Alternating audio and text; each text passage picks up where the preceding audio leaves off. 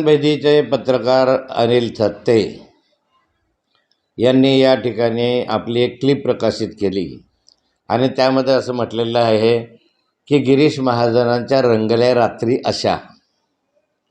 त्यात त्याने डिटेल सांगितलेलं आहे की गिरीश महाजनांचे एका महिला IAS अधिकाऱ्याबरोबर संबंध आहे. तिचं नाव मला माहिती आहे, पण ते सांगणं उचित होणार नाही असे त्यांनी म्हटलेलं आहे.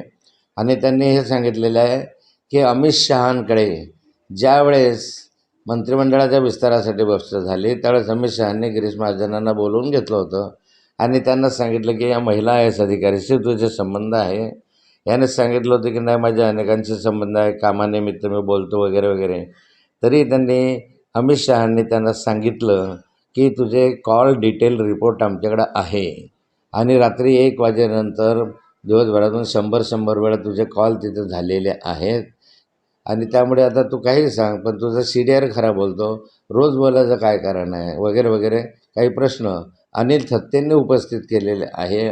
अमित शहांच्या वक्तव्याचा हवाला देऊन मला वाटतं की या संदर्भामध्ये जे CDR आहेत ते 10 वर्षाचे जर गिरीश महाजनांचे तपासले तर खरी वस्तुस्थिती समोर येईल की याच्यामध्ये तथ्य काय आहे.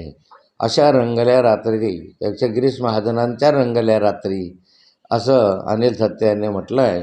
त्यामुळे जर तथ्य आता बाहेर येईल, मी पण अमित शहा साहेबांची भेट झाली तर मी पण त्यांना हे विचारणार आहे की याच्यामध्ये तथ्य किती आहे. मी स्वतः भेटतो बऱ्याचदा अमित शहा साहेबांना, त्यामुळे त्यांना भेटूनही एखाद्या वेळेस चर्चेमध्ये विषय निघाला तर मी त्यांना हे विचारेल की असं असं खाली चालू आहे तर नक्की काय आहे.